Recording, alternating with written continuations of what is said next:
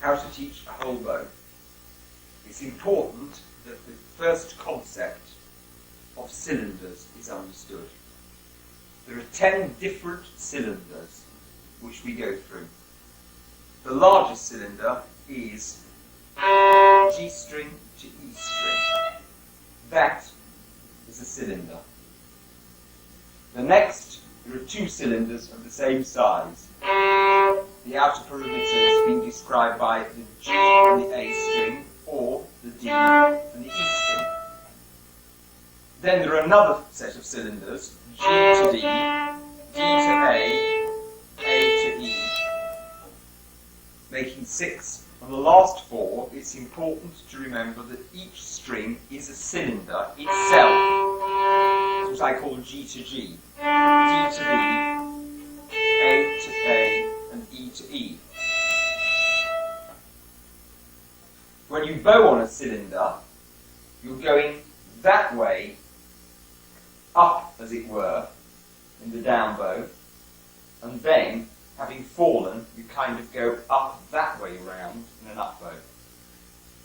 So if you do the exercises, which I'm going to do now in 2 ways, firstly with jerked bowing and then with smooth bowing, it'll look and sound like this. Cylinder number 1.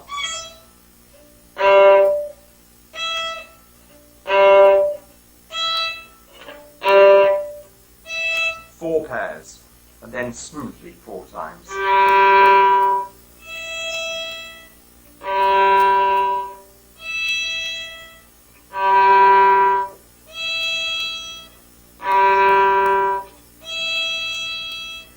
Then the same on all the other cylinders.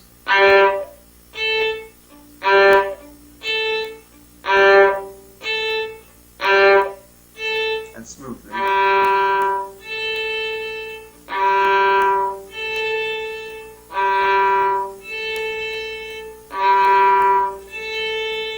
The next cylinder.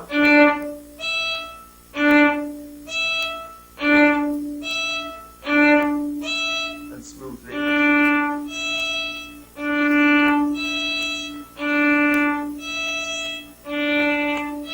And so on through all 10. The last 4 being this. Can you see what my hand and arm is doing? I'm still describing the idea of a cylinder. Now, to go in more detail.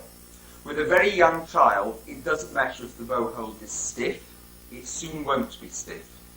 The important thing is that the turning movement is done by the bow itself, with the fingers and arm following. So the place to do it is slightly underneath the balance point, which is there in my bow, to slightly above the balance point. At the end of the down bow, now, if I let go, the bow would fall on its own. Let it, followed. At the end of the jerk, the bow wants to fall like that. Can you see what happens to the fingers and thumb? If you allow the bow to fall itself, the fingers and thumb do not do the turning motion. The bow falls and you let it fall. So in fact, it's that movement, which I'm doing now, on either side, except it's the bow that does it. It's easiest done with a jerk. You turn in silence like that. Allow the bow to fall. The reason for the contrast between the jerk and the smooth is to get 2 fundamental concepts going, and they alternate one with the other. The concept of thrust and the concept of continuation of travelling. Now, the reason why those concepts are vital at the beginning is that when you do a whole bow stroke on one string, like that, there's a fundamental difference. And that is, this time, instead of allowing the bow to fall, which changes string, you do not want the bow to fall because you want to stay on one string. So the whole of the cylinders concept is contrasted with this concept of staying on one string by what I call anti-topple devices. Anti-topple devices are, nearer the heel you go, the more the bow wants to topple that way to the G string. which is what we wanted in the cylinders exercise. In this case, you apply an anti-topple device, which is anti-topple device on. You gradually let go of it to the middle, and beyond the middle, the balance point being the middle, not the middle of the bow geographically, but the middle as far as the philosophic concept is concerned. You then do a hooking device with the thumb fingers to stop the bow from toppling. And you do that along 4 strings. Those two concepts of cylinders on the one hand and anti-topple devices on the other hand are the 2 fundamental concepts which every player has to understand. If you do one, followed by the other, you learn both simultaneously. Next we'll talk about bow strokes. The French school is very good for this, so there is no reason really to do anything different from what they did already 2 centuries ago. First, grand détaché. Grand détaché means using a whole bow, a détaché note, which means simply 1 bow stroke per note, or 1 note per bow stroke. It doesn't necessarily mean that there has to be a detachment of sound, as in staccato. You can have a very smooth détaché, and the English have misunderstood that word. Detached doesn't necessarily mean that there has to be that. This is also détaché. So that's the first thing to be clear about, that the actual word itself simply means 1 note per bow, or 1 bow stroke for each note. Grand détaché is usually for crotchets, and is a thrust bow stroke, which means use a whole bow with 1 spurt of energy for the entire bow stroke.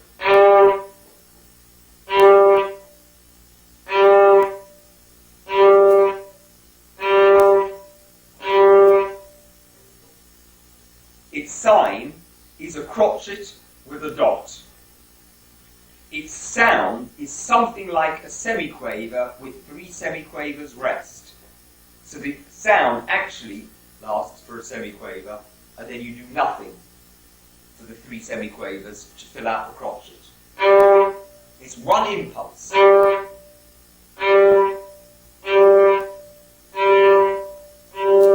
That is grand détaché. It's contrasted with another kind of détaché bow stroke, and the symbol for it is a line underneath the note. Philosophically, you'll note that a line is in fact a series of dots. So if you extend the dot many times, one after the other, you would get a line. Somewhere along the line we became confused, and lines tend to mean stresses via the modern German school. But in fact, if you see a line underneath a minim in a French study book like Marsas, it does not mean. It means absolutely smoothly drawn, which means with no impulse whatever, just enough force to overcome the friction which halts the bow on the string. So it is exactly the complementary opposite of the grand détaché.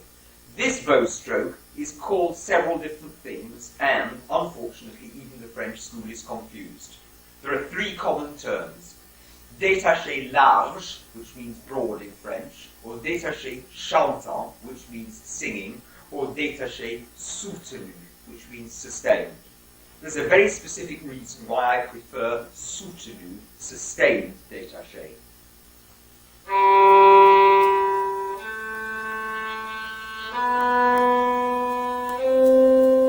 This is the bow stroke I was doing when I was talking about the whole bow with anti-topple devices, without a thrust. So those 2 form a pair. The next bow strokes, which are in a pair, are sautiller and jeter. Unfortunately, again, there is much confusion. Jeter in French means thrown. A thrown bow stroke, meaning you throw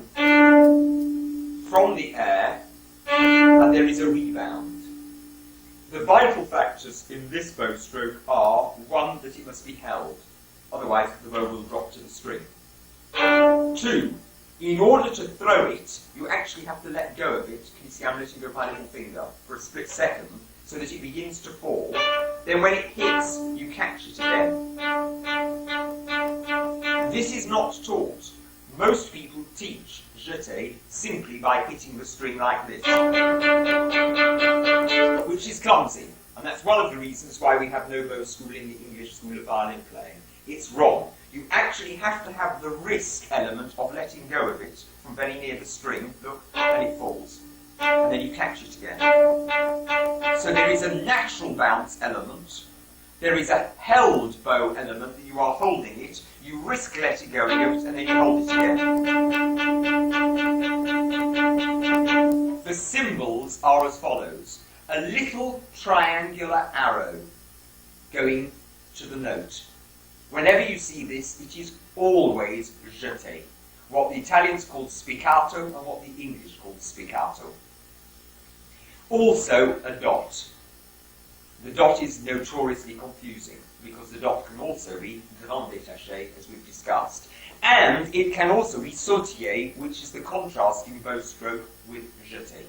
Sautillé means jumping, springing. This is done by trapping the wood towards the hair. There is no bow hold. I'm not holding the bow, I'm just leaning down against the thumb. And the springing, which may look or sound similar to jeté, is utterly different.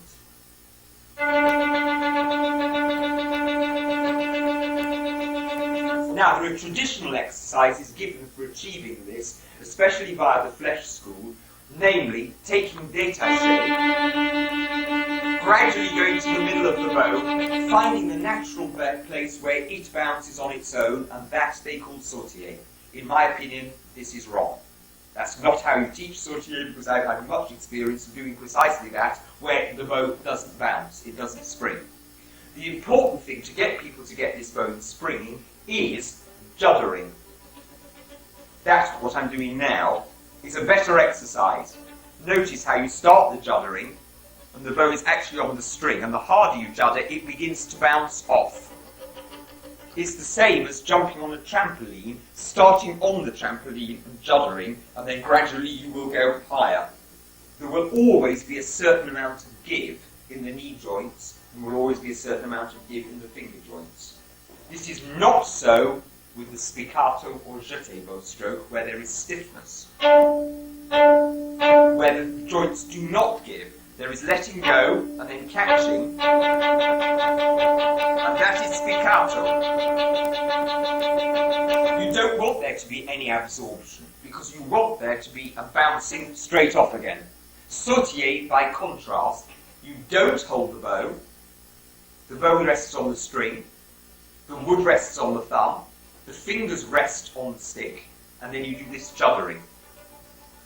That is sautillé. Obviously, I teach those as a pair to make clearer the difference between the two of them. There is no overlap, except in a confusion state. For instance, this passage in the Brahms concerto can be done either way. Spiccato or sautillé. I don't particularly mind which way it's done. But, be clear, they are completely different bow strokes. Sautillé is not spiccato. Jeté, the French word, is spiccato. Many times, teachers in England, using English word spiccato, confuse it with sautillé. Now, there is a certain kind of sautillé, a specialized kind of sautillé, which is part of the sautillé family, which is a double sautillé, which is produced by the wrist. And that is the one that the Flesh people describe when they say go nearer to the middle and finds. The reason why that is not sautillé is that the rhythm is arrhythmic. It's always in double notes and can only be used for pieces like this.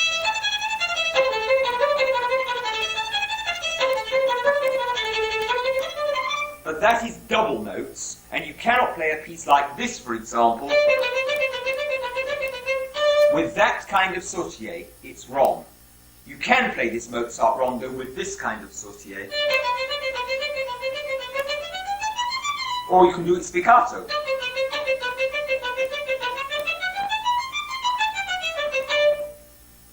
Generally, the sautier will go quicker than the spiccato. But there is an overlap area where a slowish sautier is identical to a quickish spiccato. And this passage is a prime example, because the tempo of it implies either one or the other. They're just as easy. Or, so it takes a very long time to understand the differences. Salient points are that a spiccato, jeté, is held with a reasonably stiff thumb. Sautier, by contrast, there is no bow hold. The bow is resting on the string all the time. It is not held. And there is juddering. So that means we've done 4 of the basic French bow strokes. Another very interesting feature about this pair of bowings, which we're discussing, jeté, spiccato, or sautier, is that one comes from the atmosphere, hits earth, as it were, and rebounds back into the atmosphere. The jumping is from the air to earth and back to the air again. By contrast, the jumping of the juddering of sautier, when I use the word tracked, is more similar to the experience of bouncing a buoy, B-U-O-Y, on the sea, on the ocean, where you are bouncing but within a substance, which is sautier. That's very important because it's going to lead us back to a better clarification of the next bow strokes. We mentioned the first as being grand détaché, where there is a thrust along a surface. It is also possible to track the bow so that the wood approaches the hair, and keeping that trackedness, also do a thrust.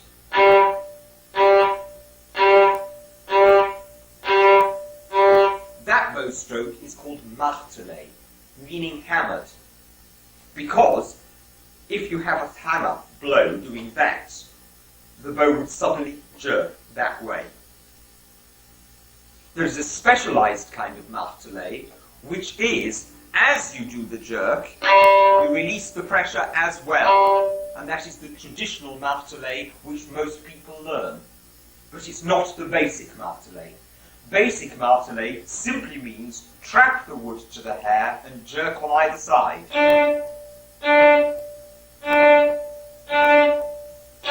And there is no release of pressure. So that means that there is a direct relation of grand détaché, the pure martelé that I'm describing, but trapped within the ocean, as it were. The other is grand détaché on the surface. Now we can see why I was so clear in my choice out of the confused words that the French school have for the smooth bow stroke, why I chose sustained, soutenu, as the main word. The reason I think for the confusion is that chantant, the singing one, is the equivalent of sustained, but trapped with pressure. As a singer sings, and is consequently a different bow stroke. So in my opinion, chantant is to soutenu, singing is to sustained, what martelé is to grand détaché, and what sautier is to jeté. There are 3 pairs, not 6 fundamental bow strokes, but 3.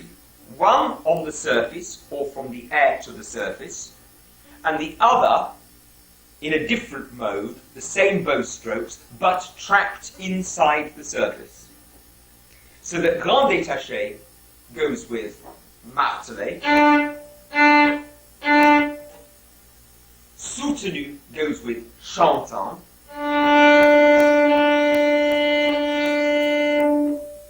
and jeté spiccato goes with sautier. There's another mysterious bow stroke, which is called sans filet, which is hardly taught nowadays, the seventh. It's very interesting that there are seven which go with the 7 days of the week, or with the 7 deadly sins, or with the 7 divine powers of God's internal self, shall we say, as manifested through man. 7 is very important. The sans filet is the union of all of them.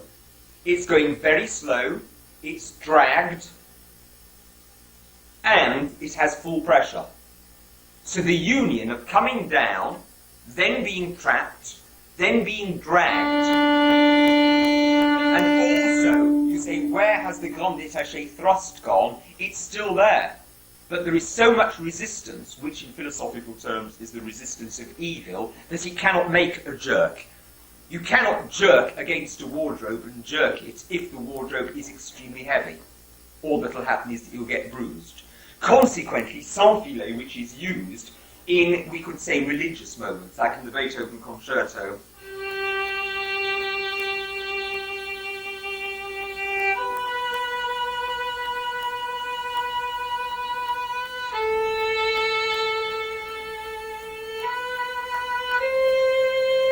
is not simply a slow version of chanson.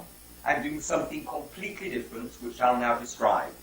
And that is, before beginning, I split the fingers and thumb apart from one another. So the beginning of a down bow does that. And that the whole of the down bow is the thumb trying to drag the bow down to meet that.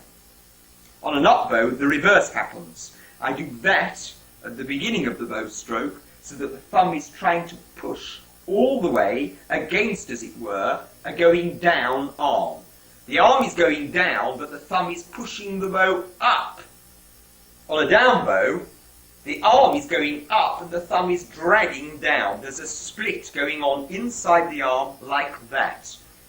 And it's there as clear as anything in the sans filet. Now, because this is not handed down by tradition nowadays, people are confused.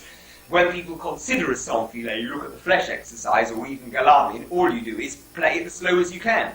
But if you're holding the bow with the thumb opposed to the fingers and just do it slowly, it doesn't work. So people who can't play sans filet say, right, well, you know, it's kind of chantant, slow, do what you can. But in fact, it's a completely different bow stroke because of this splitting. Read Menuhin on this issue, he's understood it. My thumb is doing this, it's the thumb which is doing all the time that on an up bow. That's what the thumb is doing. And on a down bow, the thumb is doing it.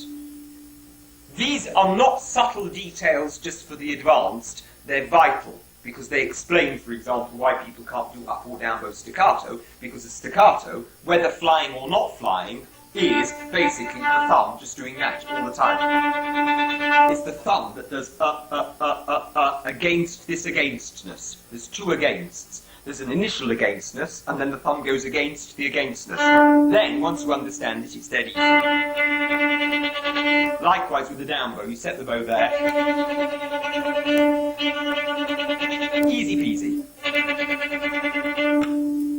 So that there are 7 bow strokes, 3 pairs. We could say philosophically, one is from outer worlds coming to earth. The next mode is what happens to the forces that come from out of this world to the world when they are in the world. That is with the confrontation of the world, which is termed evil in philosophical terms. So there's basically 3 bow strokes, 3 ingredients, with their counterparts, which makes 6, and the one which is the union of all of them. There are 7. Those are the French bow strokes. Clarified, I hope, finally. If we look at anatomy now, the way a limb works, we'll learn some very interesting things. If I look at the wrist joint, for example, its mid-position from an anatomical point of view is about there. I can do work, that, contracting, flexion, and I can relax, and note you relax up even against gravity to the mid-position. Can extend by doing work and relax to the mid position.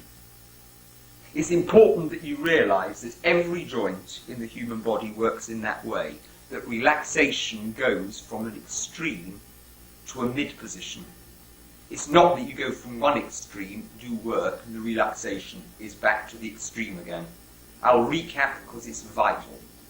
That is the state of relaxation. People who are medical experts will tell you it's not total relaxation because there in fact is great muscular work being done to maintain what is called tonus, which is actually basic skeletal support, and you notice it when you get out of bed in the morning and you're all doddery, and all the muscles actually increase in effort. So it's actually not zero effort, but for violinistic purposes we would call that zero effort.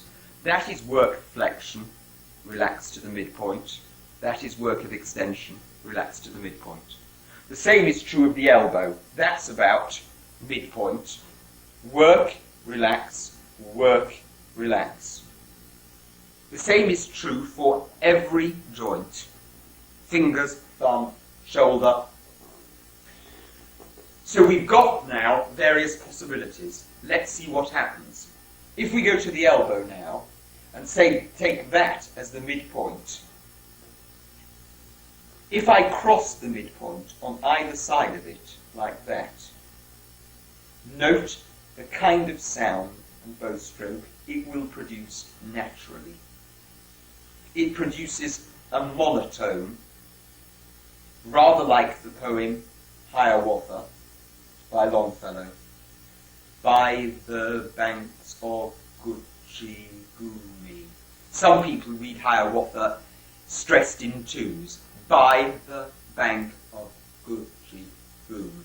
It's actually wrong because there are various exceptions. It should be done in monotone. If you go on either side of a joint, you will produce regular, monotonous crotchets, as in a scale.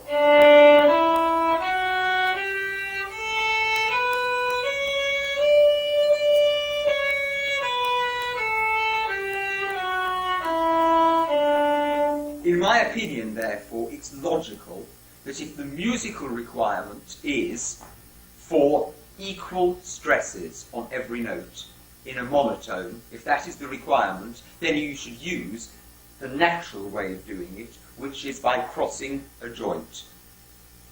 Now, look what happens if I do, for example, inside flexion, I call that. Flex the arm at the elbow and go inside. If I go suddenly with a jerk, like that, I get what I call a dud-up. It goes dud-up, dud-up, dud-up, dud-up. So if you want that rhythm, there's no point in doing it there, because naturally you get it there. Or if you want it on an up-down, the natural place is on the other side.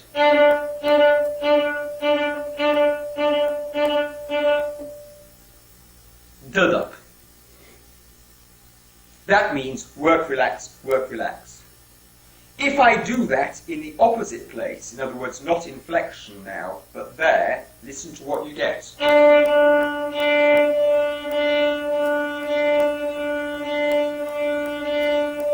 Work, relax, work, relax, work, relax. Or, here, the two opposites, you get even crotchets, but the first one is stressed, and the second one is released. As in ba, da, dee, da, dee, da, dee, da. So now, if we recap so far, we've got monotone, which comes from crossing the midpoint. We've got dud-up, which is inside or outside. And we've also got rhythmically equal, but stressing alternately, by doing down, up, there, or up, down, there.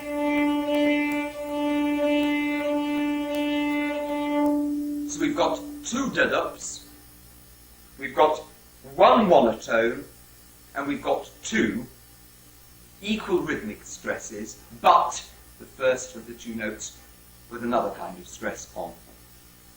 The next thing is, what happens if you hold one set of muscles against and don't relax in the dud-up? That's a work with immediate relaxation. What we're having in sautier, you get a juddering effect if you don't allow the relaxation. Let's be very clear about this. If you don't allow the relaxation, you get one dud-up next to another dud-up, so instead of it looking like a semi-quaver with a dotted quaver, you introduce the next dud-up immediately afterwards, and you get duh. That is the very important factor. You get regular semi-quavers by doing dud-ups next to one another. Watch carefully. From the elbow, regular semi-quavers are done by dud-up, dud-up, dud-up, dud-up, dud-up, but next to one another. It's not done and cannot be done by playing quicker and quicker, crossing the line. Crossing the line at that rate, if I just go quicker and quicker, makes that ghastly pressed noise, which we all know so well from our young children and students. There's another principle which gets us to play semi-quavers, which is what I call juddering. The down-up juddering is always inside flexion in the elbow, or outside for the up bow.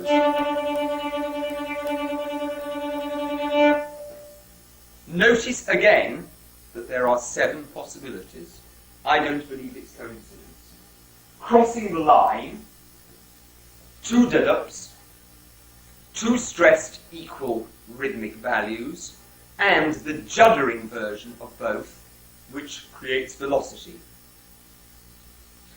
Also vitally important is that if you're using a pure wrist movement, each one of those movements is the opposite of the elbow. And there's a very curious reason for it. And that is the way in which the muscles are wrapped around the bones is that when you do flexion of the arm, like that, the whole arm flexes, that movement of flexion of elbow produces an up bow, whereas flexion of wrist produces, if it's on its own, a down bow. This is because we are rotating all the time when we play the violin. So that in fact it means that the whole bow movement, which people think is extremely complex, is in fact curiously extraordinarily easy. Because all you have to do is imagine that there is a piece of cotton there that pulls towards your nose, for example, and those joints, the elbow and the wrist, are simultaneously flexed, folded. That flexes and that flexes. They go in opposite directions, but it's the same principle of flexion. It's rather like gathering up blinds, where one piece of cotton pulls up and the material is folded like a letter V. There's your letter V, or there's your letter V. So in fact, part of the problem with teaching young people beautiful bow arm is that they overcomplicate something due to that.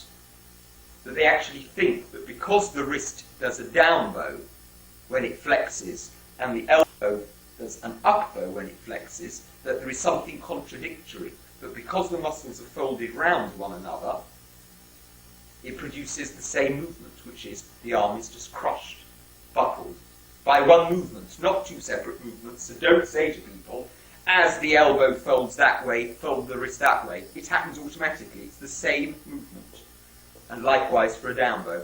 There's a piece of cotton that pulls there. It'll reverse both directions. That extends that way as that extends that way. Now there is a confusion, as I've said. If you do very quick rapid notes from the wrist, then what I said earlier is the opposite. That in order to do down up, you have to go into extreme extension from the wrist and then hold it extended to do the juddering. And likewise, up bow semiquavers, you do that. You go into folded first, whereas from the elbow, you will do the opposite. For down bows, you go flexed first. That's where the confusion comes in. The confusion comes, in other words, when you're using a movement which is primarily from the elbow or primarily from the wrist. Then you will need to do the opposite of one another. But if you're doing a whole bow stroke which involves reversing both joints simultaneously, then in fact there is no contradiction, because they're both flexing simultaneously and they're both extending simultaneously. That's a bit on anatomy. Whenever I've given master classes with my own pupils, particularly the children, people ask, how is it that I get a very sophisticated freedom of movement of the fingers and wrist right from the beginning, including 6- and 7-year-olds? Here is the answer. It's to do with what we mentioned earlier, the two bow strokes of soutenu, sustained, or chantant. In simple children's language, I call them thick and thin. Chantant is this: thick, pressed, trapped, without a bow hold, but squeezed. The wood is squeezed towards the hair. Or the other one, the contrast, which is just sustained, a movement sustained, but without the pressure of the wood going towards the hair. The exercise is as follows: 4 thick notes, 4 thin notes. It's very easy.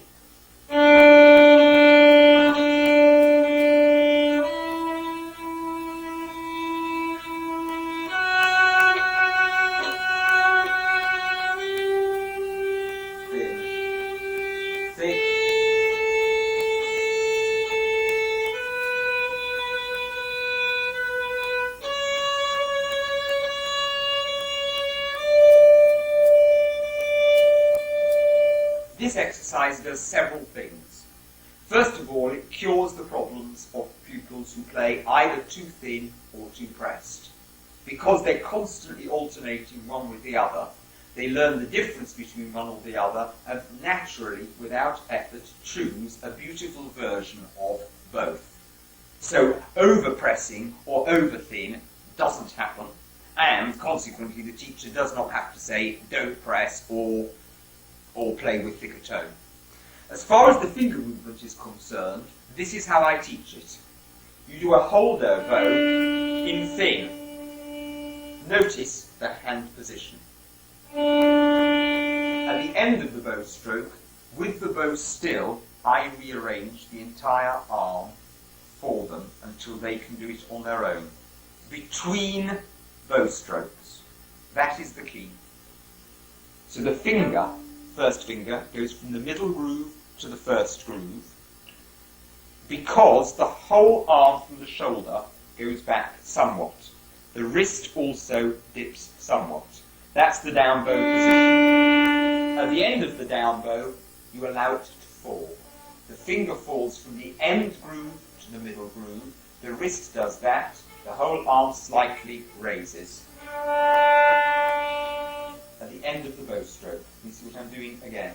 The little finger will go even more curved.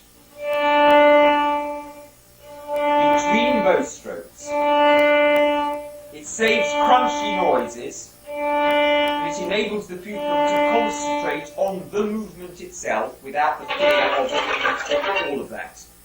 After a few weeks, it just happens automatically on its own. Nearly at the end of each bow stroke, because I don't teach it. I teach it between bow strokes. For the thick example, you do virtually the same thing, except the first finger says no, and it stays between the two grooves, just on the bone, which means that the movement is tiny, tiny, tiny of those joints.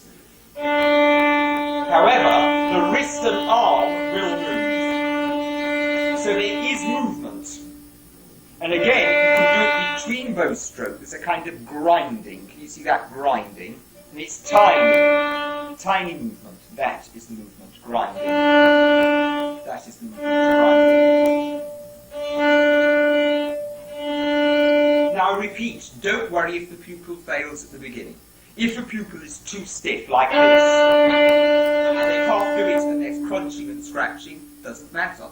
because as soon as they let go for the 4 thin ones, they'll get a sensation. You may find that pupils do this kind of thing. They go completely floppy to completely stiff. Doesn't matter at the beginning. The contrast is there.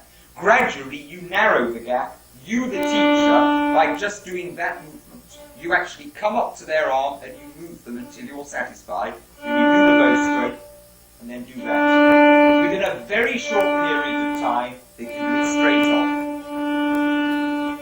So the thin one will ultimately look like this.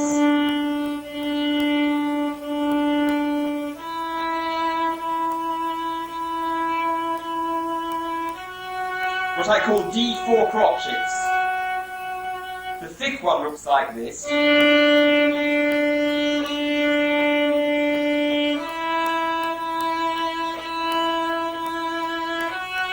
then you alternate. 4 thick, 4 thin. Notice I'm changing position towards the bridge and away from the bridge. Slightly.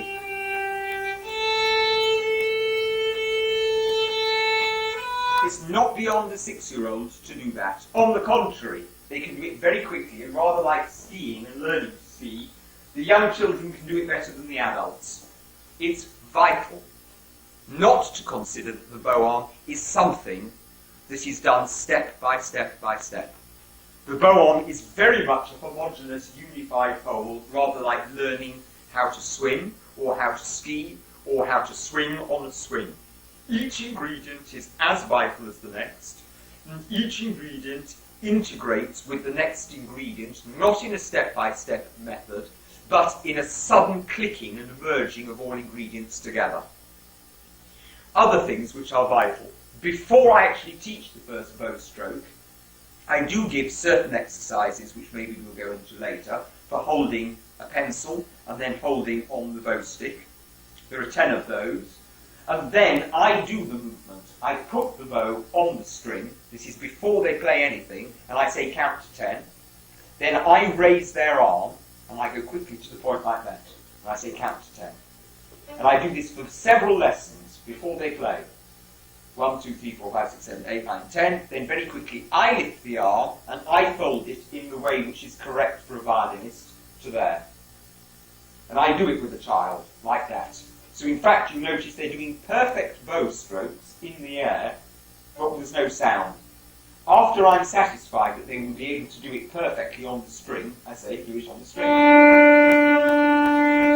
In which case I say, open and rest, and then close and rest. Simultaneously, I'm doing the cylinders, and as soon as I can, I introduce the idea of anti-topple devices and these bow-changing devices, thick and thin. And I do each one in rotation in each lesson and gradually squeeze the whole lot together. It doesn't matter which order you do it in, they all have to be done, they're all of equal importance, and learning a perfect bow arm is not a step-by-step. Not a step-by-step process.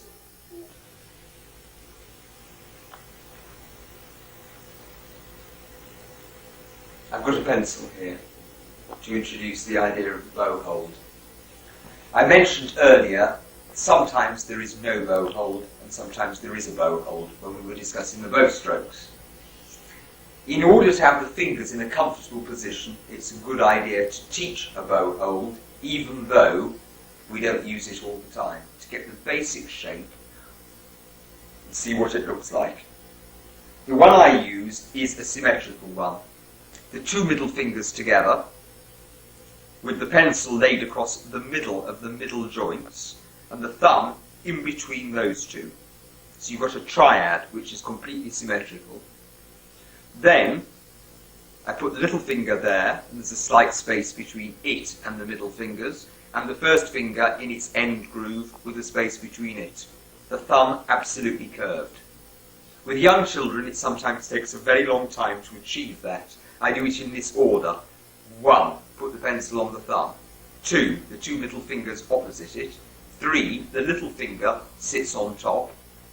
for the first finger in its end groove, and that is it. Symmetrically a space, space, and those two together, with the thumb curved.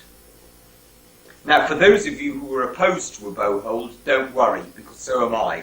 More important than the bow hold is a whole series of movements which shows the pupil straight away that we're never static. It's always on the move, and therefore suppleness and flexibility is needed. Here are the things that are needed to develop those faculties. Number one, rolling the pencil with the thumb like that is a very good exercise. The next, as a counterpart to that, is moving the thumb backwards and forwards on the pencil. The same movement, but a different relationship of friction. Next, you can do a pair, which is similar, but with the fingers. Rolling the bow pencil with the fingers along the thumb. Or gathering the fingers, the same movement, but without the friction, they will gather up and down on the stick. That's, I think, 4. Next, we can do this. With those two fingers in the air, press with the little finger and see how the diagonal angle comes, or press with that finger and see how you've got a diagonal angle, which is the opposite, like a cross. That's a very important ability. Most people find that difficult. They drop the pencil in between. Easier than that is the same idea, which is the next exercise, but with those two fingers on the pencil. Next, fingers and thumb together. If you do that movement, squeezing the fingers and the thumb, it gathers the pencil towards you or extends the pencil away from you. You can do the same, which will make the whole arm approach or leave the pencil. The same movement, but with a different ratio of friction.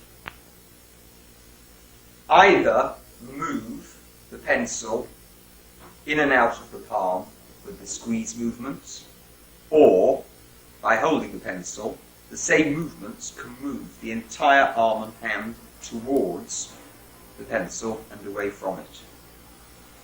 Next two possibilities, what I call windscreen wipers, sliding the thumb backwards and forwards, like that, or sliding all the fingers backwards and forwards. Let's see what happens when you do both of those together. You kind of have a splitting movement.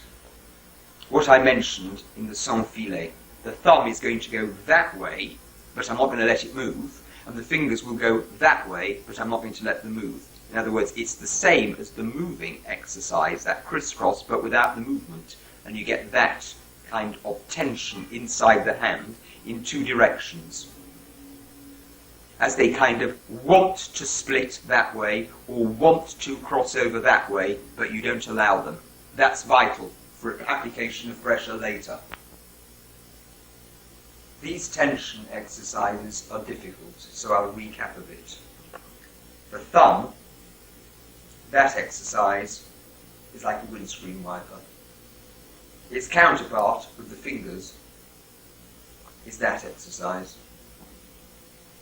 Now there are two tension exercises which don't have movement but have inner sensation.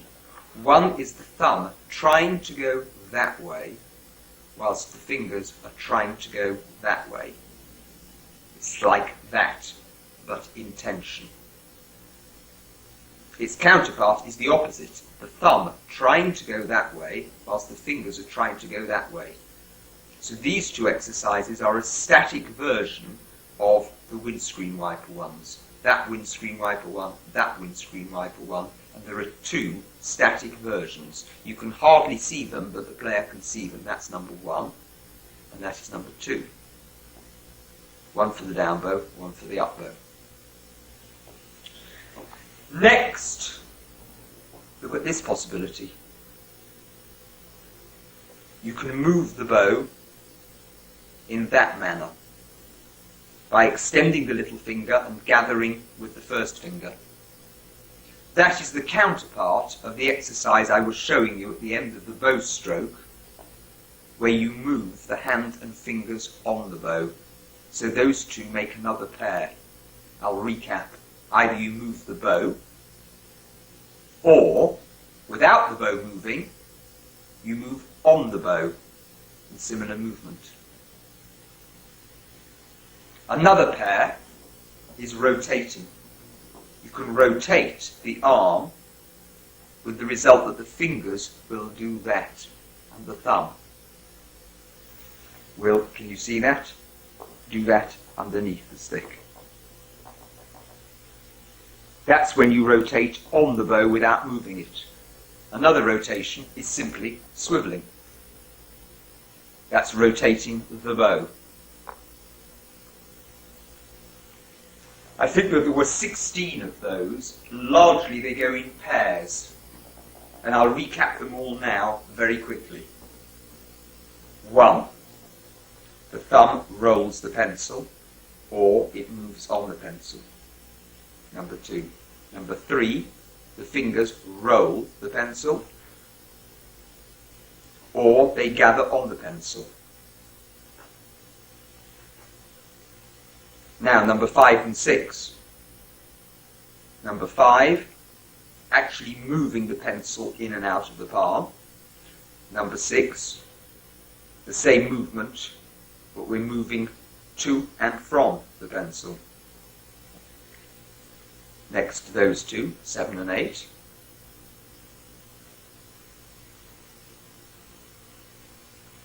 After that, we did the windscreen wiper, 9, 10, the 2 tension, 11 and 12, those two, 13 and 14, and then the rotations, 15, 16. There may be more, but the most important thing is that the pupil is realizing right from the beginning that there is not one static grip which is tight and stiff. We're moving in all sorts of ways all the time. Going back to the bow now. It doesn't do any harm to focus on each movement, on each joint, like the wrist, like the elbow, the shoulder, in the manner I described earlier, showing that there's a mid-position and 2 extremes on either side of it.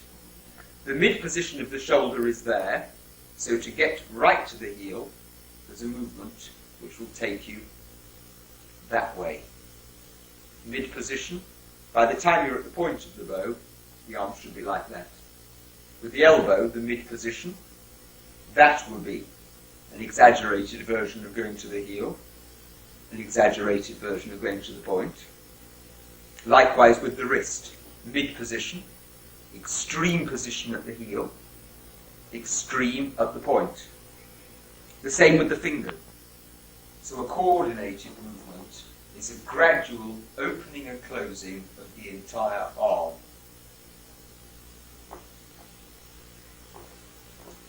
We do this now on the string. We've done it before. I want to introduce another vital concept. I did it, I wonder if anyone noticed. Shifting balance.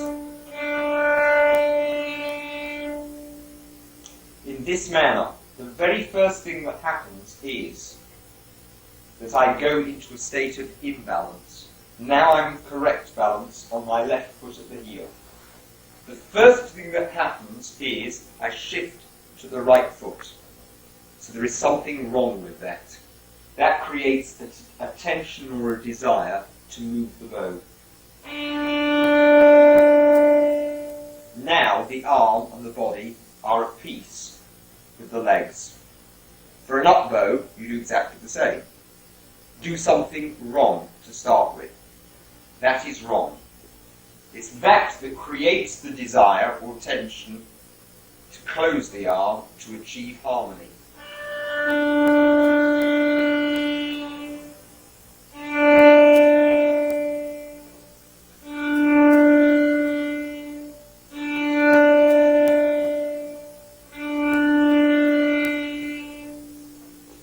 amazing how that can free a bow arm which is rather stiff, simply by changing balance from one foot to the other in that manner. The most important aspect is the concept of chasing harmony via arranging, to start with, a moment of disharmony. Something that is wrong. You actually go out of kilter, and then the bow arm follows. You do something that is unnatural and wrong in order to manipulate harmony. And there's a constant chasing of it. That's one of the most important ingredients in getting fluidity in the bow arm. It's very easily achieved. If the pupil finds it a problem, simply ask them to raise the leg. You can't stand conveniently the wrong way round. You can stand very conveniently like that. That's how you just know whether you're in the right position or not.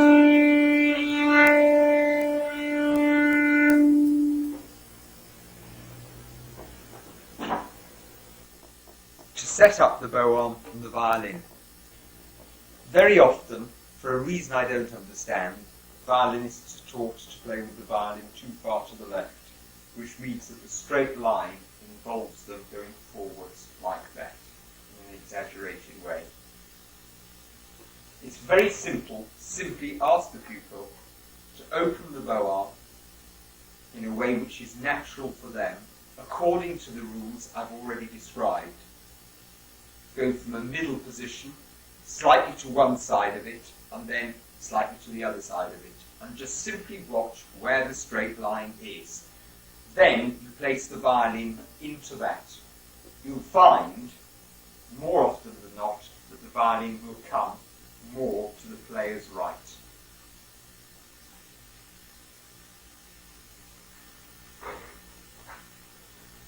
I'm thinking whether to embark on the next topic or not. It's extremely long and it's extremely complex. However, it's so important, I think we have to do it. This is the topic of tone production. First of all, let me say it's almost impossible to teach tone production, but I'll have a go now. There are many different styles of movement. If you have a fantasy that your arm is being manipulated, either by someone or something, so that you imagine for an up bow that there is someone or something pulling the bow so that the bow pulls the hand, you'll get a passive up bow movement with the result that your arm is being closed by that which pulls the bow. That is different from you pushing the bow. That is an active version. Likewise, for a down bow, if you imagine that there is someone there at the point of the bow pushing the bow, your arm will be opened by that pushing movement, so that a down bow in its passive form will be the arm is opened. That's not the same as pulling. Now this is difficult to prove, and it will need experimentation. But I maintain that there's a very important difference between setting up the fantasy of is pulled or is pushed, which is not the same as push, pull. Those fantasies are the beginning of what turns out to be very complex. If we change the fantasy from the point of the bow and imagine that there are cogwheels fixed on the string at the point of contact, two cogwheels, one on either side of the bow, moving like that, or like that. It's possible to arrange all the fantasies that we should need. First of all, the cogwheels turn so that the bow is pulled that way and the arm follows. Or they rotate in the opposite direction and push.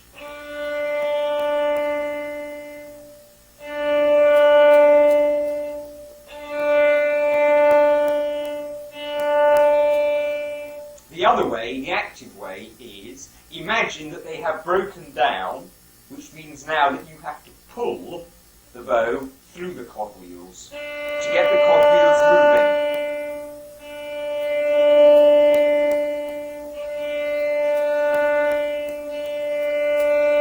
Note the difference in the muscles.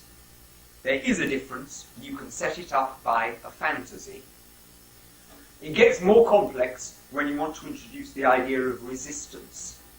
If you are resisting the cogwheels, they will have difficulty and will have to work harder to pull your arm up.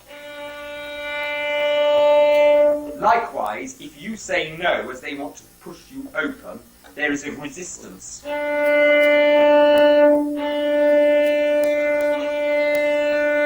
that thickening process, it's very easy to press, to produce a fluid sound, which is still passive because it's the cogwheels doing the work, but there is a fight against you. In the active mode, by contrast, you can also have resistance by the cogwheels refusing to give while you push. And that produces a different kind of push up bow, because something is blocking it, but you're nevertheless winning. The same with an up bow. You pull, they don't want you to pull, but nevertheless you win. You need the fantasy of resistance in order to set up tension in the muscles in the arm, in order to rotate the wood to the hair to have pressure as well, in order to have fluid tone production. It's not simply a matter of press, or use more bow, or less bow. The resistance is vital, and you've got two basic families, which I'll recap, either passive or active. Passive is where your arm just rests completely asleep, and it is moved, because the bow pulls the arm up, and it pulls the arm up because the cogwheels are rotating and kind of sucking it through. The reverse for a down bow. The cogwheels go in the opposite direction and they push the bow down, which pushes your arm down bow. The active is the reverse of that, where you push an up bow or you pull a down bow. To those basic fantasies, you can add fantasies of resistance in the way I've described. The resistance being in the passive, that you say no to the cogwheels, but they win. That way up bow or that way down bow. Or the opposite in the active, they attempt to say no to your pushing up bow, but you win. And in the down bow, you win by pulling. You can assess from this that it gets very complex. Different fantasies can be added to the fantasies I've just given out. The primordial ones are whether the movement is good news for the player or bad news. In other words, if you are being sucked up against your will, is it because you are being sucked into a dangerous situation?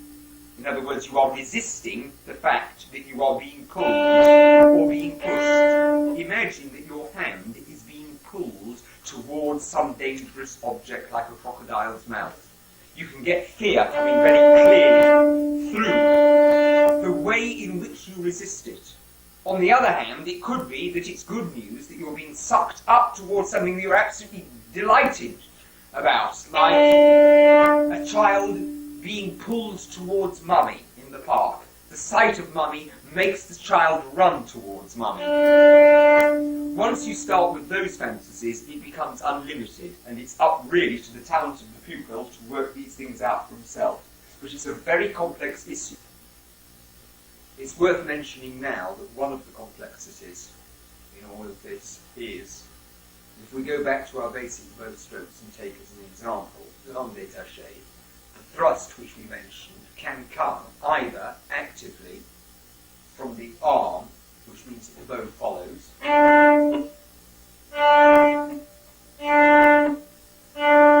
or passively, imagine that someone or something smashes the bow at the point, in which case the arm is opened, or someone yanks that up suddenly, and you get a passive thrust. That's active. I'm doing that in the arm. In the arm, active or passive.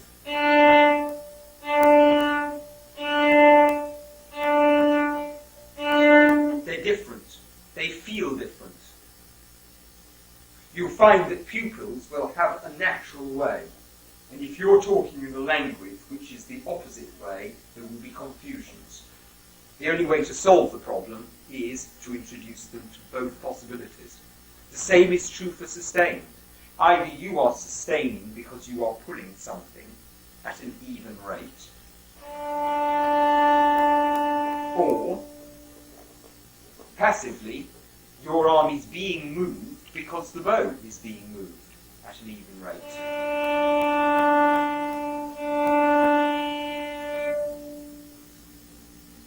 I'm mentioning this now in a very dry way because it's important later when you're playing repertoire. In repertoire, you find that the emotions have to match. So that if, for instance, you want an emotional background which is obviously implying passivity, it's no good if your bow arm is active. Something will feel wrong or there will be scratches. For instance, in the César France sonata, I feel the opening, this, is definitely a passive move. So I cannot set my muscles ready to push the bow up, because I just don't feel that the up bow I am pushing. That's what would happen. I feel completely at ease, passive, ready, as if some current is sucking the bow up. Like that, my arm follows.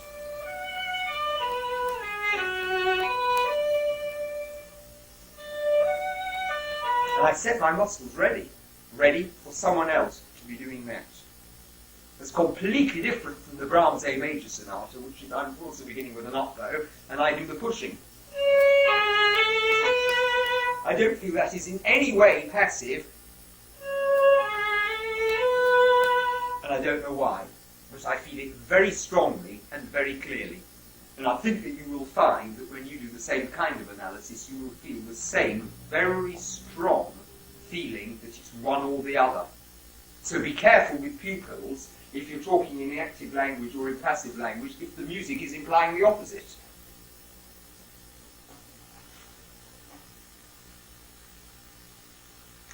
After yesterday's session, a few points came to my consciousness which are important to discuss. I mentioned that the up bow staccato was easy peasy because it was the thumb that did the movement. And that was following on from sans filet. Let me clear straight away that it's a very complex movement, and furthermore, there are many ways of doing staccato.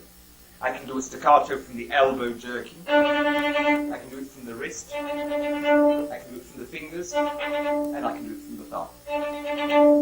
There isn't just one way, the same with the down bow. So when I was saying that it's easy peasy, it's just the thumb, it's not the whole story. There are many different kinds of staccato and flying staccato, and the same is true for spiccato, for sautier, and for all the other bow strokes. There isn't just one way of doing it. I was feeling slightly guilty about that, so I wanted to clear it up. Furthermore, it's important when we now go to the spiccato. The reason I was feeling guilty with that is that I omitted one of the most important features about it, and that is that the movement which moves the bow comes after, not before, the stroke.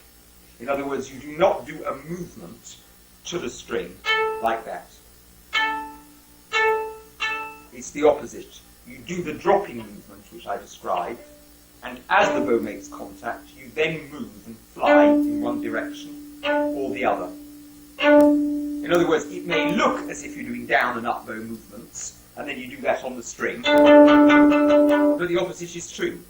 The opposite is true, yes. You do a little vertical drop, and then the movement afterwards. Also, as you do that movement, if you could, the thumb would fly that way for a down bow, and that way for an up bow. The crisscross movement that I was talking about in sans filet and in the tension exercises is absolutely vital in spiccato. The down bow, that happens. The up bow, that happens. To a tiny degree. On every bow stroke. The irrelevant factor is the elbow going backwards and forwards. That happens after the thumb flies, and the vertical movement is what sets it going. It's also important at the beginning to practice it softly.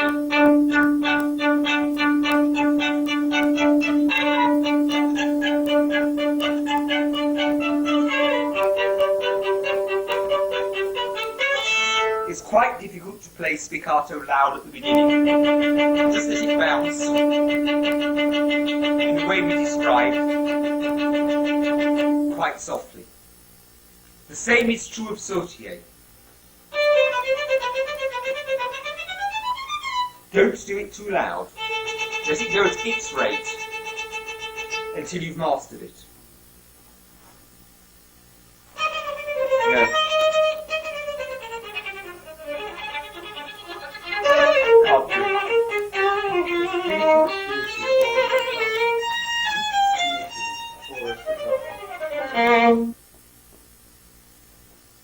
Should I play a bit of legato? I can't play it, I haven't practiced it, but we'll see if we can do a bit of the spiccato.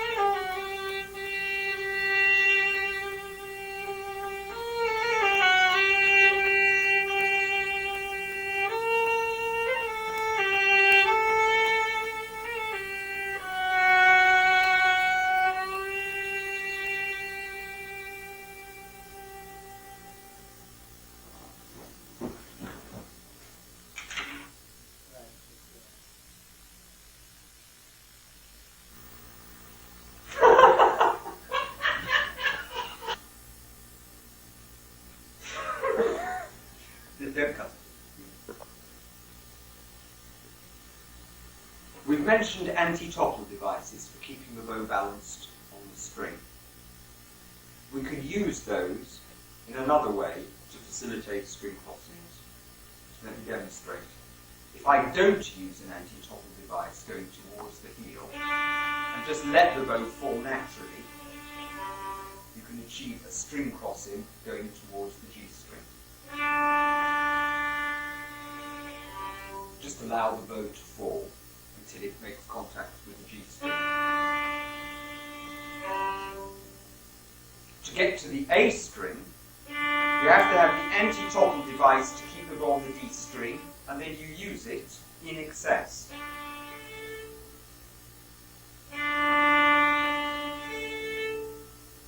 So that there's three ways of using the principle at the heel of toppling or allowing the bow to topple. I'll demonstrate them. Keeping the bow on one string, you have to engage some kind of anti-topple device. If you don't engage that device, the bow will fall to the G string. If you engage it in excess, you turn to the A string. In reverse, the same is true when you're changing at the point of the bow. If you don't engage the hooking device, the bow will fall of its own volition to the A string. If you apply the anti-topple device, you stay on the D string, and if you apply it in excess, you go to the G string. That's the basic principle for string crossing. However, the issue becomes more complex. If, for instance, you want to do crossings like this, there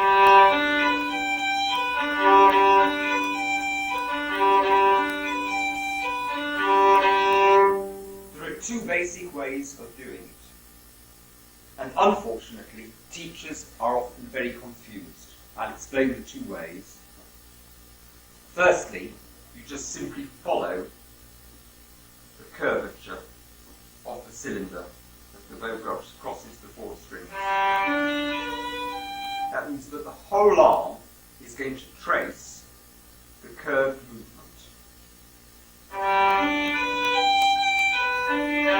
To the E string, it's going to be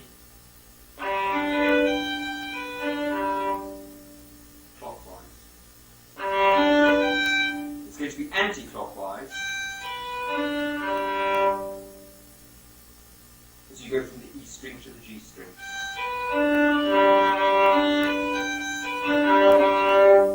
However, with exceptions, that is not my preferred way of changing strings. There's another way which is radically different and the opposite, and it's using the principle of gears. If you take that the bow is doing that kind of rotation, and also imagine that you've got a gear lever, a gear wheel, cogwheel, which is much smaller, and it is going in the opposite direction of the bow, then you can achieve with much greater economy of movement the same movement.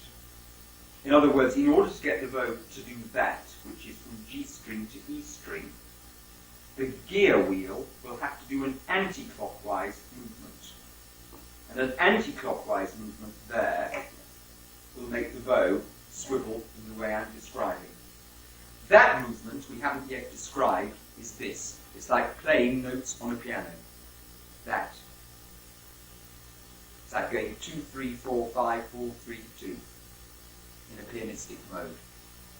There is something about it which is exactly the opposite about the other way I described.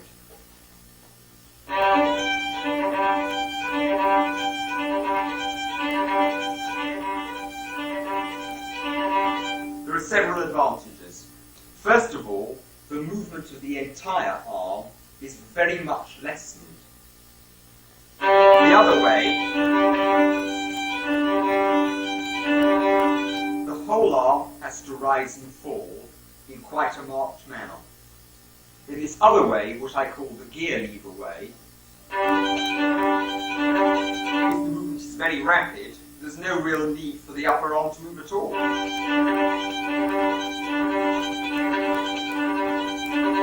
The problem is, as they're the opposite of one another, there is confusion. So we need to select prototype examples of when you would use one and when you would use the other. I can do most crossings in both ways. I'll give you an example. If you want a legato kind of variolage sound, you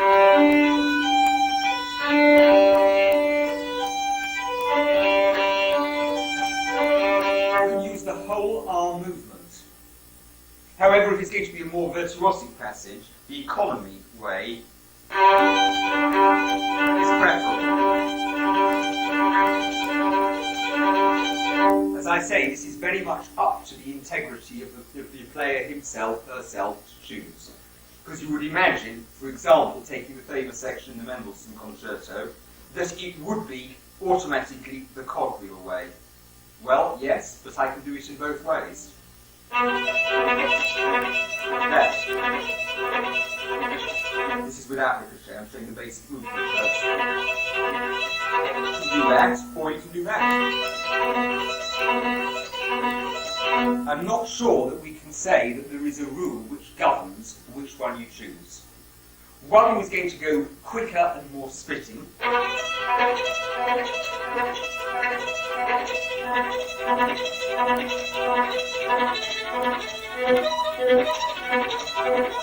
And the other way, the more clumsy way, nevertheless works, and it has a kind of heavier sound.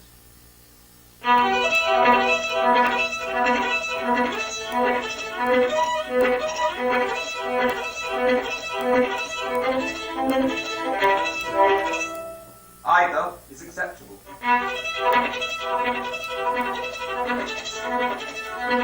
But I've seen many problems come from students who instinctively are doing it one way when their teacher is instinctively teaching them the other way. So the simplest way to solve the problem is master both and then choose. From this issue, something else of importance follows on directly, and that is the issue of whether the bow is held or whether the bow is not held. I've mentioned this before, which influences all of these matters. If you hold the bow, you will have to do the total curve of the whole arm.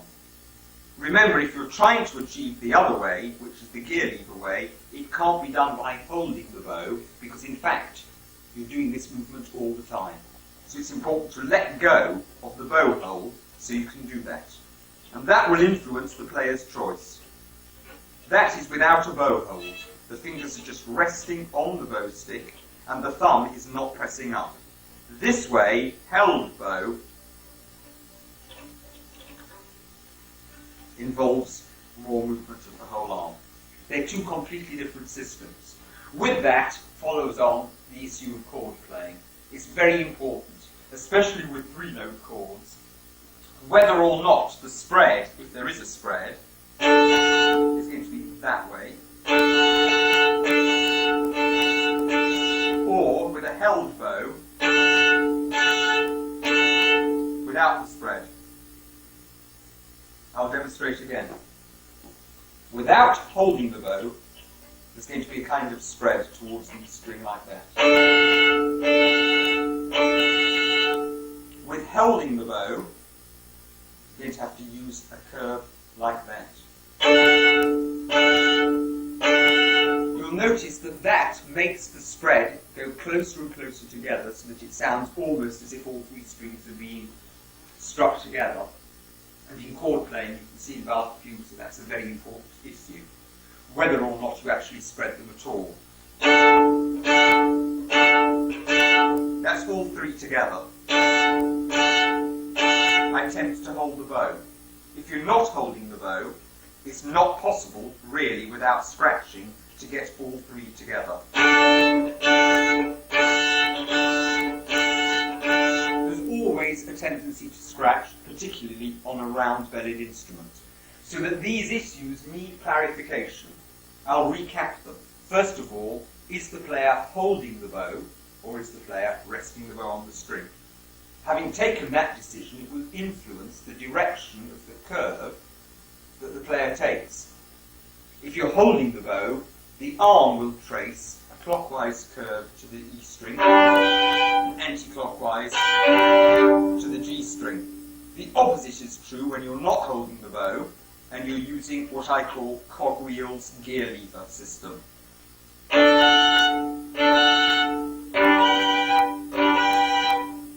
I would add that I've noticed over the years that the greatest virtuosos of the day seem to be using, in my opinion, from watching them in concert performance, the gear lever method rather than the more old-fashioned method of rotating with the curve.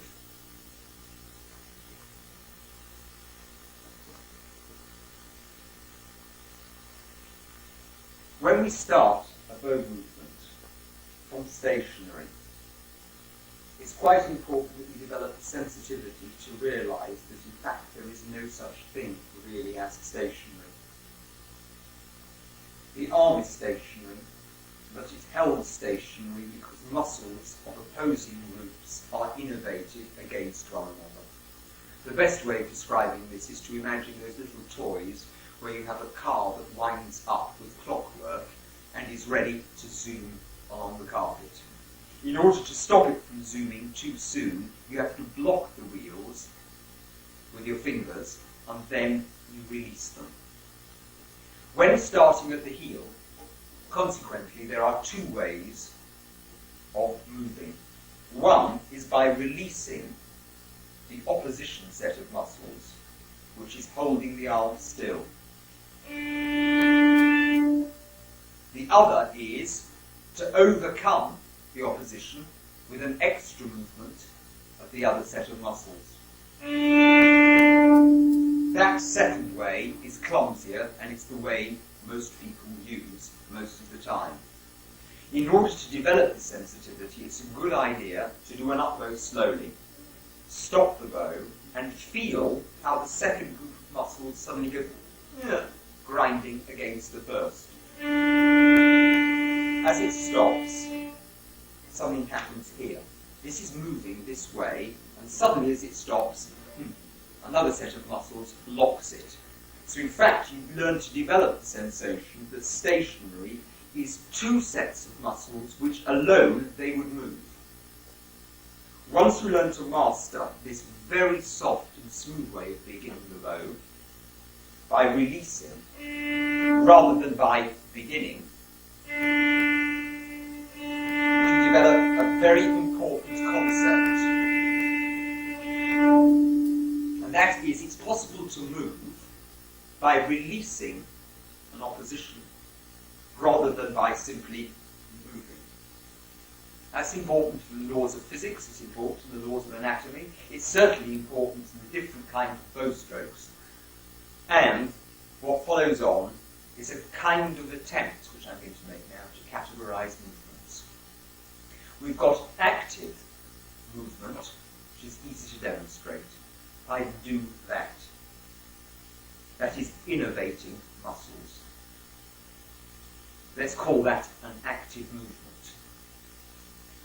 If I do that, what happens to the thumb I'm calling a passive movement, because this hand is producing the movement. There isn't any extra innervation of the muscles inside the thumb. If I do that, that I would call an active movement. If I do that, I would call it a passive movement. Now, to add into that the example I've just given, I don't call that stationary. I call that a kind of double activated movement, because there is movement that way and there is movement that way. It may look as if nothing is happening, but in fact it's a double active movement. That means in order to achieve movement, I can either release that, in which case that happens, or I needn't release it, and I can have extra effort and force the issue. So we can see that the issues are more complex than we first imagined. Active movement is included in stationary. what I call double active movement. A literal movement in everyday sense can be achieved in two ways: by releasing one of the opposing groups, which produces a very smooth kind of movement, or by maintaining stationary to start with, which is double active, and overpowering with a kind of force one of the muscle groups so that it wins. As far as passive is concerned, it's also more complicated than it first looks, because there are two basic kinds of passive movement. One, I've demonstrated, is that, let's call that a direct passive movement. Another possibility is this.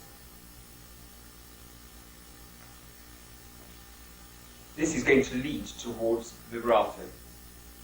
My active movements are in there, but the flinging of the wrist is happening on its own. It's a passive movement, but there is nothing directly contacting the palm of the hand to achieve it. So we have two kinds of passive movement: a direct passive movement and an indirect passive movement. The everyday English word for that is to fling, or to make it fling.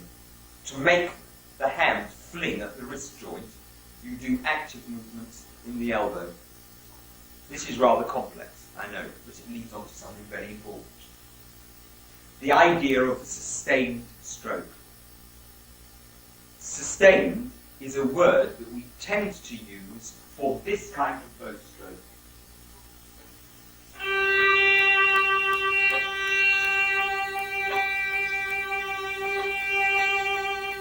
In fact, I would like not to use the word sustained for another reason.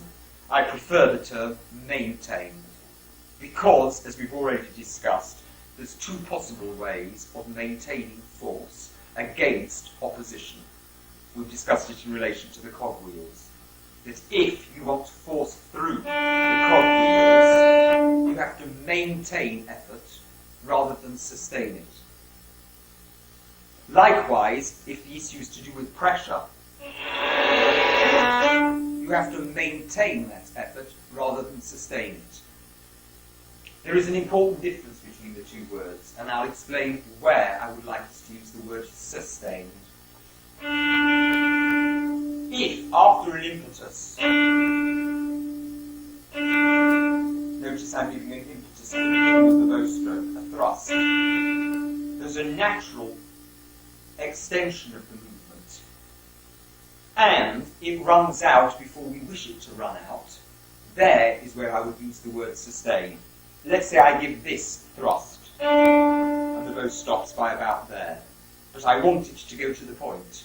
At that moment, I have actively to open the arm in order to keep the bow going, as if the thrust had been long enough. And I've got to do it without that jerk, which I just did then.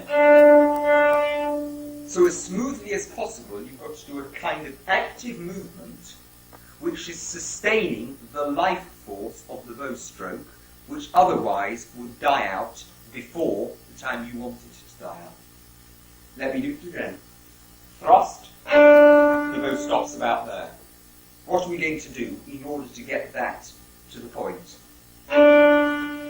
Let's say someone says, we'll thrust harder. Fine. But what happens if that's too loud for the passage? What happens if you want this thrust, but you also want it to go to the point of the bow? Then you have to do something after the thrust, and that I call a sustained bow stroke. Notice I did it without any pressure whatsoever. Possible confusions yet again. All the way through these talks, I'm trying to get people aware of the fact that violin playing is very difficult. It's difficult intellectually, and it's complex. And there are many reasons why there are so few great players in the world. It's mainly due, in my opinion, to confusions over basic issues which are subtle. In other words, what I tend to do very clearly in my lessons is to establish a huge, enormous difference between things which are actually rather subtle. a huge difference between a maintained bow stroke and a sustained one. A sustained bow stroke is a kind of passive bow stroke, and it's kind of active. You certainly do it actively, but in fact, what you're trying to do is maintain the thrust of the bow. It's rather like in a curling rink when they slide right to the end of the ice, and the players run on and they shake the ice, they make it warm to try and make the, I don't know what it's called, the round piece of wood that goes to the end, to make it go further. It's a way of enabling its life to last longer, and that's what sustenance is. That's what food is, sustenance in the sense of being kept alive. So we've now dealt with sustained and maintained, and I can now go even deeper into the issue of maintained tone. There are two primordial possibilities, and they're both different from one another. The difference is very important.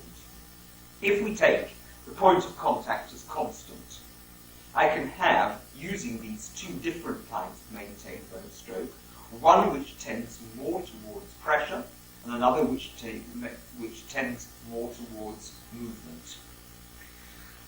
I'll demonstrate.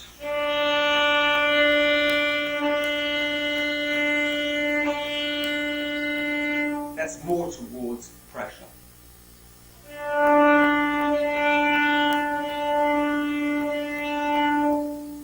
That's more towards movement. Both elements are present in both bow strokes. Now, here's how we establish the difference. Imagine that you have complete and total gridlock. Press the wood down to the hair. That is your block. In order to maintain a healthy sound, there's going to have to be a considerable effort of a horizontal nature to keep it going.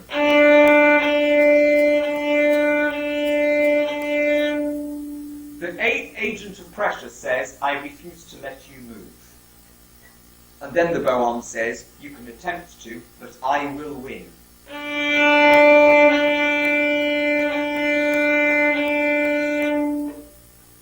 That tone has got an intrusive quality, a persecutory quality, because something is being pressed down.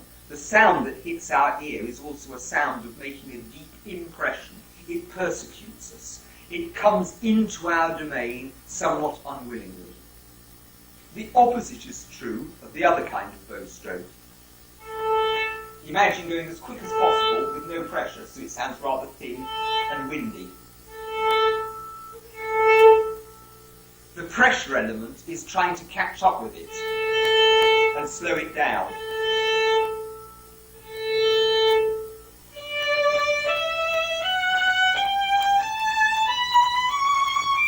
It's almost as if Mummy is running off through the park and the little child is desperately trying to catch up with her. We've all seen that vision.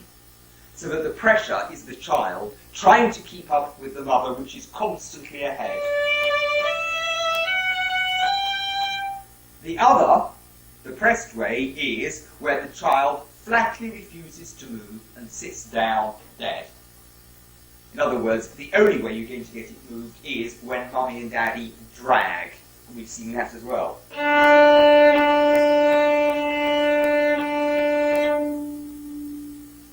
Both of those are versions of singing, chantant. We've mentioned that there are three kinds of slow bows. The sustained one, I've just explained. It comes after a thrust. The chantant one, I've just explained more deeply, that there are two versions of it. And the sans filet is the fusion of all of them together in absolutely equal proportions. Now, in the singing one, because I haven't finished on that topic yet, those two possibilities represent primordial issues. In psychoanalytic terms, the one where the child is chasing after Mummy could be likened to a lack. The lacking of the breast by the baby gives rise to the baby wanting to make contact with the mother. So that the problem for the baby is separation. In Kleinian psychoanalysis, that primordial anxiety is called depressive anxiety. The opposite kind of anxiety is called persecutory anxiety, which means that in the middle of your domain, you have something unwanted. Those two anxieties are the two fundamental emotions which colour the life of a human being. In biblical terms, the same issues are represented in the portrait of the people of Israel in their wanderings through the desert. Exile is the term used for the state of longing for something which is absent but beautiful. The persecution of the peoples of Israel is exactly the same and corresponds to the persecutory anxiety, where an unwanted enemy is in the midst of their domain, persecuting.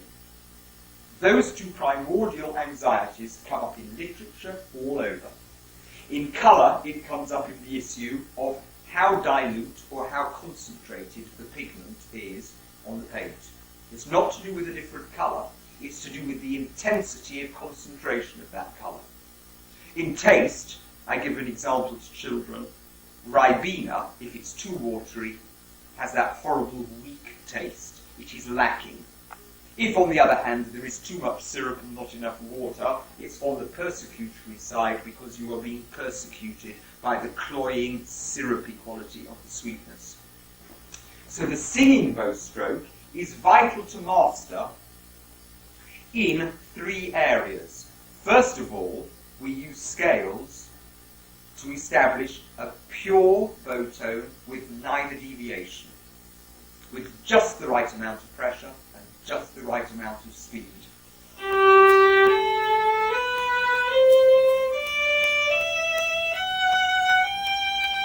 But then, I also insist that pupils develop a clear and conscious understanding of the two deviations from the norm. One, overly pressed, nearly to the point of strangled sound, or too quick and not enough pressure.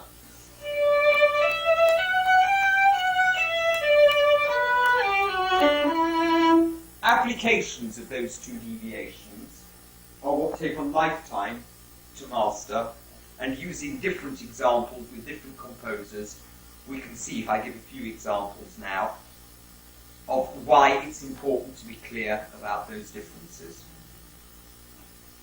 Let's look at this section of Mozart E major Adagio, K261.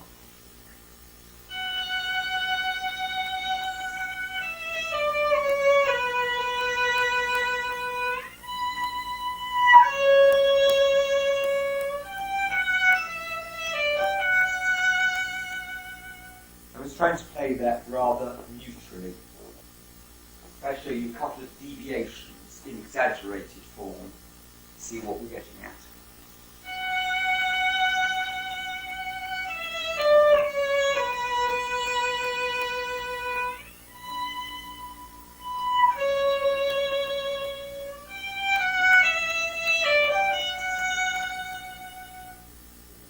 The two exaggerations I did were here.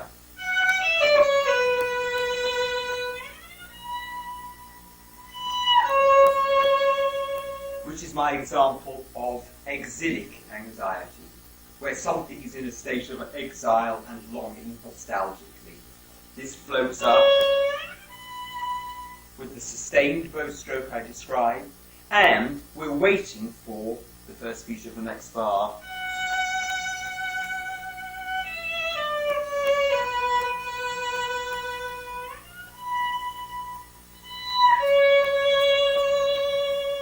Some people may not like it, but the reason why I think it's important is that Mozart is very often vocal, and there's no doubt about it that when a soprano is singing an aria of that nature and they float upwards, that there would be that kind of portamento and that kind of floating and pause before the main beat, even in Mozart.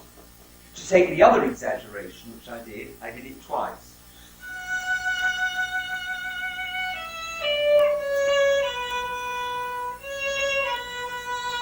that nuance came because I added pressure. It's that that gives the mood of pathos, because it sounds like a cry, a pleading. Why? Because the person is being persecuted. That's why you are sobbing. That's another reason why you're sobbing. Because if you are being persecuted, it means that you haven't got the security of, from a baby's point of view, mummy being there. So in fact, if one looks extremely deeply at these issues, you can see that persecution actually equals exile. Because if something evil is persecuting you, then you need mummy more than ever. Mozart is full of these tendencies, and it's up to the player to develop them as subtly as possible to maintain the classicism of his compositions, but not to avoid the issue by playing too neutrally.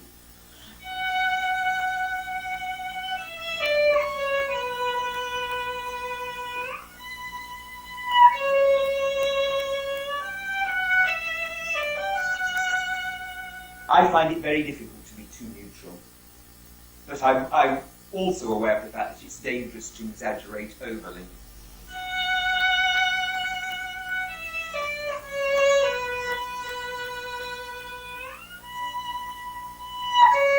Here,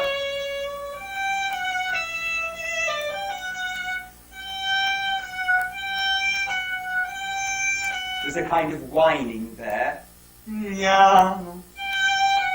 And here, here's the whole passage.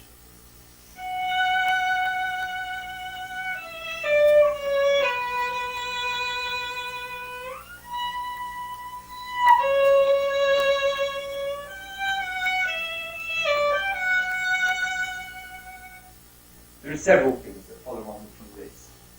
Sometimes a very great player is neutral in the way I've just described you should not be. The one advantage of neutrality is that if the listener is musical, the listener can fantasize the degree of either exilic anxiety or persecutory anxiety that the listener desires, and therefore participates in the performance. If the player actually demonstrates to the audience precisely the degree of anxiety he wishes, then the audience has no room for manoeuvre. So I'm not totally against the neutral way, but a certain amount of pointing I think is necessary, otherwise, let's say, an uninspired listener would miss the issues completely. The subtleties of these issues are very difficult to teach, but by giving that example, I hope that it's possible just to open the doors as to the subtlety of what can be done with a neutral version and deviations either to the exilic side or to the persecutory side.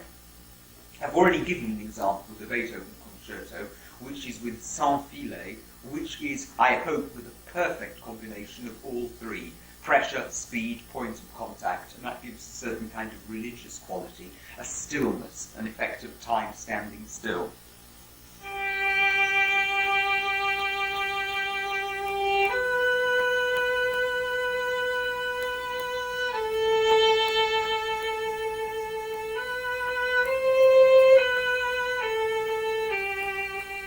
Feel that kind of not one nor the other nor the other. It has its own quality. It's important, as far as stylistic issues are concerned, to consider these matters in another context. What's the difference between, say, Dvorak and Tchaikovsky? To us, as West Europeans, we can tend to dismiss them both as Slav. But you try saying to a Czech or a Russian that they're the same as one another, and you'll see you'll meet with hostility. There are huge differences. We have to learn the subtleties of those. For us, in West Europe, all Slavs have certain things in common. To them, they are very clear about the specific differences even between their own nations.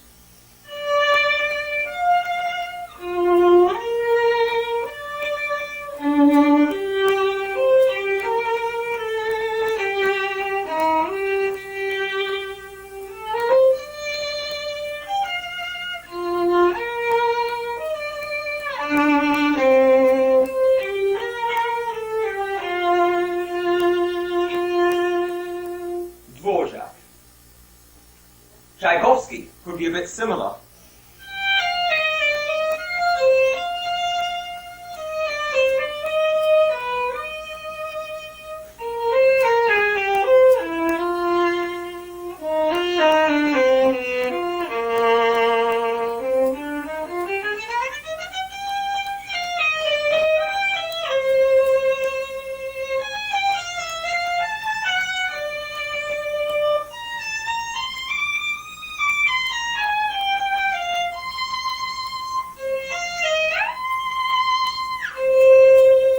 What is the difference? I don't know why, but I feel instinctively that Dvorak is more windy than Tchaikovsky. But they're both on the light side of things. I don't want to make the Tchaikovsky or the Dvorak too pressurized.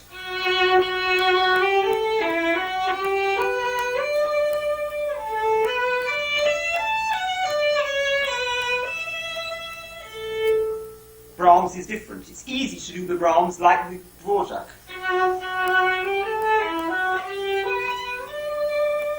It's quite easy to do the Dvorak like the Brahms.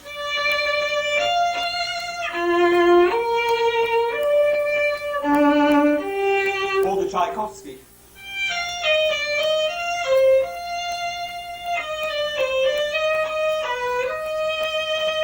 I think it's important to discuss all these differences. The more there are, on the one hand, it's more confusing, but on the other hand, it gives more room for a more informed choice later. Perfectly smooth bow changes.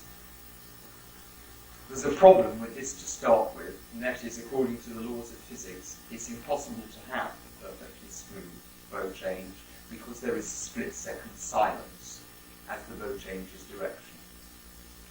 So the first thing I think is important when teaching a pupil this is not to aim too soon for perfection of smoothness when we know from an adult perspective that such a thing is impossible to start with. If I go through the issues, we'll see, again, confusion over three basic ways is the main problem, not the actual technique of performing the bow change. I'll demonstrate the three basic ways.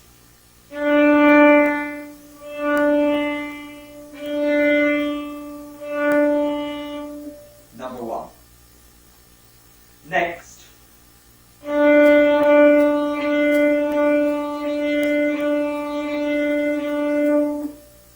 was number two. And lastly.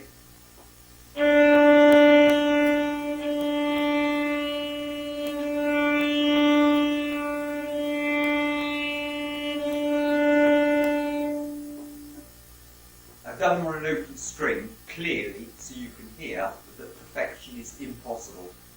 With finger stopping, much of that gap is camouflaged.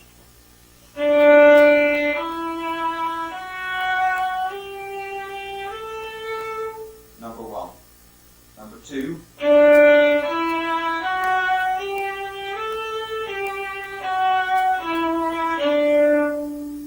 And the last way.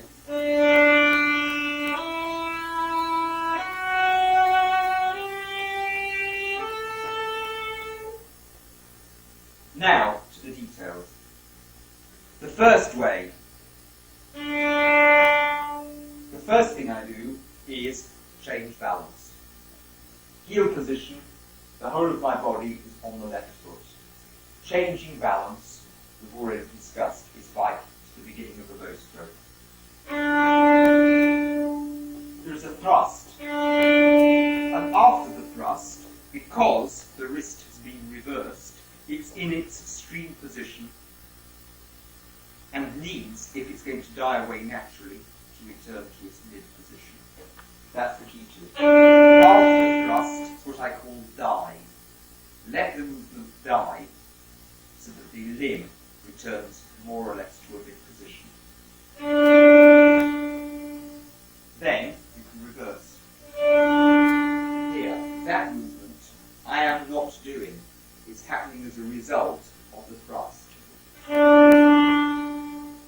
What happens is the thrust stops about there, the bow continues, and it passively pulls the wrist. am not doing that with the wrist. Stress. I am not doing that. I repeat, I am not doing that. The thrust suddenly stops, the bow continues, and because you've stopped, it, through its continued movement, pulls the wrist closed passively. Then another thrust. I stop, the bow continues, and therefore the bow does that.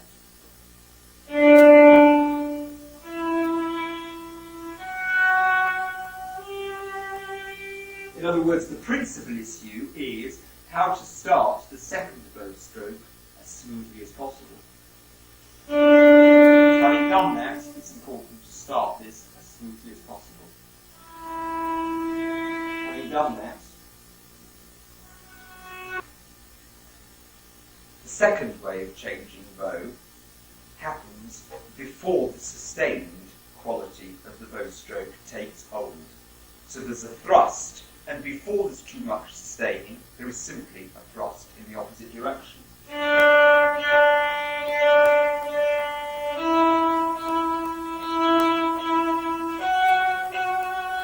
I'm deliberately putting accents in because there is a kind of accented feel to the wrist as it swaps direction. That thrusts, and what I referred to earlier as a flung movement, when you fling, and then fling again. In no way is this to be practiced with active movements of the wrist and fingers. So I'm saying in both these kinds of bow change, firstly the one which is thrust and die, and this one which is thrust, thrust, thrust, the hand flying backwards and forwards is to happen completely passively. Therefore, in my opinion, it's not a good idea to introduce what people call wrist movements or finger movements at the end of the bow. The more flexible the hand, the more the hand is used to being flung backwards and forwards, the more the finger movements will happen on their own. But I'm not doing that. I'm not crunching. The third way, on the other hand, is with active intervention of the wrist and fingers. And comes in a very slow bow. Look, my wrist is trapped in that way. How am I going to reverse it unless I do that with the wrist? Likewise, how is it going to reverse its reaction other than by doing it itself?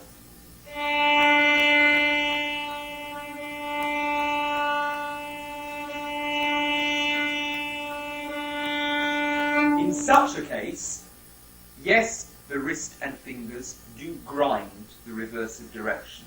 But there's an important thing we've missed out. And that is that while that is happening, there is no longer any need for the shoulder or even the elbow to be doing any work. Those two can be having a rest whilst the wrist and fingers take over.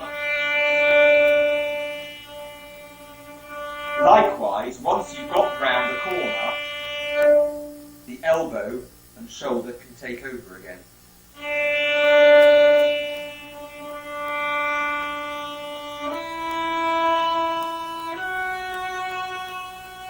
So there are two main reasons why people have problems with the so-called finger movement or wrist movement with exercises where you see teachers giving people this kind of exercise in the heel. And that's what it looks and sounds like, and people can't change bow.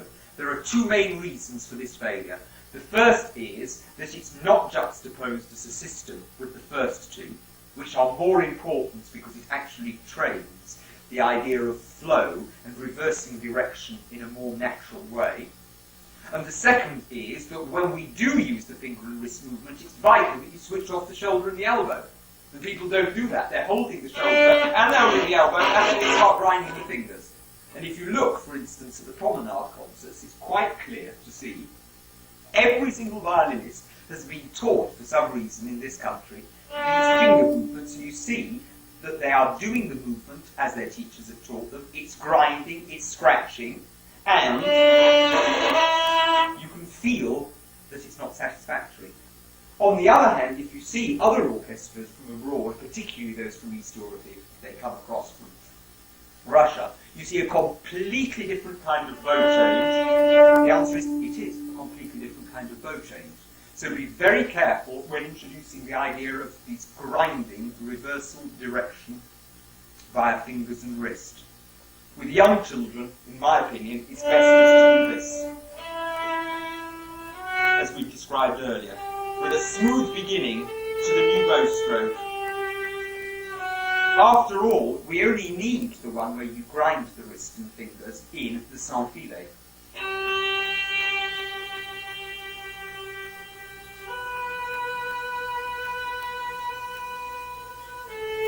You don't need it anywhere else. You don't need it, for instance, in the Dvorak piece, which I demonstrated. Actually, it's on its own like that. And two bow strokes, the first two. Cross, release, this time is slam into reverse. Two thrusts. So that in fact you can find pieces where you don't need to use the finger movement and the wrist movement at all. So I think that for now that will conclude what I have to say on the bow arm, and we can move on to the left hand.